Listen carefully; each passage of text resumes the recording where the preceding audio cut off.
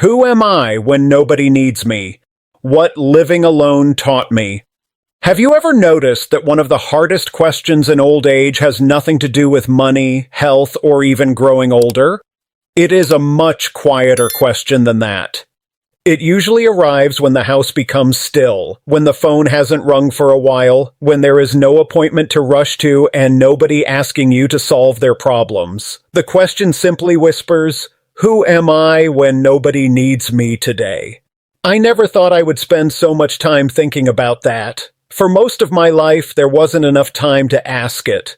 There was always another responsibility waiting around the corner. There was another bill to pay, another family member to help, another task that seemed too important to postpone. Looking back now as an old man, I realize I spent decades measuring my worth by how useful I was to other people. Then one day, life became much quieter, and I had to learn a lesson that no one ever taught me.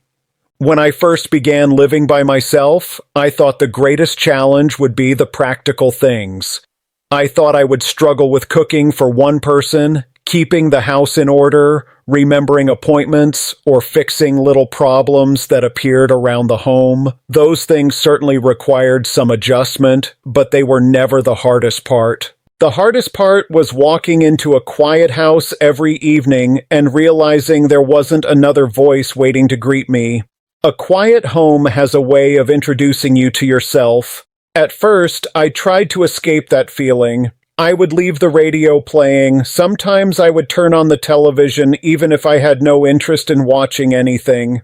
It wasn't entertainment I was looking for. It was company. Any little sound seemed better than hearing nothing at all. As the months passed, something unexpected happened. I stopped reaching for the remote control every time the silence appeared. I would sit with my morning coffee and hear birds outside the window that I hadn't noticed in years. I could hear the wind moving through the trees. I could hear my own breathing. It felt strange at first, almost uncomfortable, because silence has a way of bringing old memories to the surface. It reminds you of conversations you wish had lasted longer. It reminds you of people whose laughter once filled the rooms. But if you stay with that silence instead of running from it, something begins to change. It slowly stops feeling empty. It begins to feel peaceful. I don't think enough people talk about this. We spend most of our lives surrounded by noise. Even when we retire, we often keep ourselves distracted because being alone with our own thoughts can feel unfamiliar. Yet I have discovered that some of the greatest healing happens when there is nothing competing for your attention. A quiet afternoon can become a faithful friend if you allow it. Instead of fearing those empty hours, I started welcoming them. I would sit on my porch with no music, no television, no hurry, and simply watch the day unfold. There is wisdom hidden inside ordinary moments, but you only notice it when you stop rushing past them. Living alone also forced me to pay attention to someone I had neglected for many years, myself. That sounds selfish when I say it out loud, but I don't believe it is. There is a difference between selfishness and self-respect. For decades, I was busy taking care of everyone else. If someone needed help, I showed up. If someone had a problem, I tried to fix it. I believed that was what a good husband, father, friend, and neighbor was supposed to do.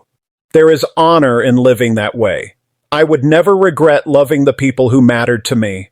But somewhere along the journey, I forgot to ask myself a simple question. How are you doing? It sounds so ordinary, yet I almost never asked it. These days, I ask myself that question every morning, not because I expect a perfect answer, but because I have learned that my own well-being deserves attention too. Some mornings, I wake up feeling energetic. Other mornings, my joints remind me exactly how many birthdays I have celebrated. Instead of criticizing myself for slowing down, I have learned to listen. If my body asks for rest, I rest. If my mind feels crowded, I step outside and take a slow walk instead of forcing myself to stay busy. I have discovered that growing older is not only about accepting physical changes, it is also about becoming kinder to yourself. One habit changed my days more than I ever expected. I stopped treating meals as something to rush through. Years ago, dinner was often squeezed between responsibilities. Now I prepare simple food with patience. Nothing fancy. A bowl of soup, fresh vegetables, a piece of fish, maybe fruit afterward. The meal itself isn't the important part. The important part is the message I send myself. I am worth taking care of. Nobody has to remind me anymore. Nobody has to tell me to eat well or slow down. That responsibility belongs to me now, and strangely enough, I have come to appreciate it. I also began paying closer attention to the little routines that shape an ordinary day. Young people often believe life changes because of dramatic decisions, but an old man knows better. Most lives are built one ordinary morning at a time. Waking up without rushing, opening the curtains, making the bed, watering a few plants, reading a chapter from a good book, calling an old friend, taking a short walk before breakfast. None of those actions seem important by themselves, yet together they create stability. They remind you that life continues to have rhythm even after retirement, even after loss, even after the children have grown and started lives of their own. One lesson surprised me more than any other. I realized that nobody was coming to rescue me from an unhealthy routine. If I spent every afternoon sitting in the same chair feeling sorry for myself, tomorrow would probably look exactly the same. But if I stood up and took one small positive step today, tomorrow became just a little different. That realization was both frightening and freeing. It meant I was responsible for the direction of my remaining years. At my age, I cannot control everything. I cannot control time. I cannot control other people. I cannot even control what my body will feel like every morning. But I can still choose my attitude. I can still decide whether this day will be lived with gratitude or regret. That choice remains mine, and perhaps that is one of the greatest freedoms old age still offers us. As the years have passed, I have learned something else about living alone that I wish I had understood much earlier in life. Being alone and feeling lonely are not the same thing. For many years, I believed they were connected. I thought that if a person lived alone, loneliness would naturally follow. But life has a way of teaching us through experience. And I have discovered that those two things can exist separately. There were times in my younger years when I was surrounded by people and still felt completely alone. I could be sitting at a family gathering, having conversations, laughing with others, and yet there was a quiet emptiness inside me that nobody could see. Maybe you have experienced something similar. Sometimes loneliness is not caused by the number of people around us. Sometimes it comes from feeling misunderstood, from going through changes, from losing a sense of purpose, or from carrying emotions that we never share with anyone. But I have also had moments when I was completely by myself and felt deeply content. I have sat outside in the early morning with a cup of coffee and felt more peaceful than I had in a crowded room. I have taken walks where I noticed the beauty of simple things, the sunlight coming through the trees, the sound of birds, the changing seasons. I have prepared my own meals, cleaned my home, and spent quiet evenings reading, and those moments did not feel empty. They felt full in a different way. That is something I hope every older person understands. Your life does not become meaningless just because your house becomes quieter. Your value does not disappear because your children have their own families, because your career has ended, or because you are no longer needed in the same way you once were. We often spend our younger years being needed by others, and that is a beautiful thing. But there comes a time when we must learn that our worth was never only about what we could provide. For many years, I introduced myself through my responsibilities. I was a worker, I was a husband, I was a father, I was someone people could depend on. Those roles shaped me, and I am grateful for every one of them. They gave my life meaning. They gave me beautiful memories that I will always carry with me. But when some of those roles became smaller or disappeared, I had to discover something important. I was still there. The person underneath all those responsibilities was still alive. I still had thoughts, dreams, interests, curiosity, and things I wanted to experience. I still had mornings waiting for me. I still had stories I wanted to tell. I still had kindness to offer. I still had a reason to wake up. That was a powerful realization because many people reach a certain age and quietly believe their best years are behind them. They think growth belongs only to the young. But I have learned that growth does not have an expiration date. A person can discover new parts of themselves at 70, 80, or even 90 years old. You may not become a completely different person, but you can become a deeper, wiser, and more peaceful version of yourself. I have met older people who were more curious about life than many young people I knew.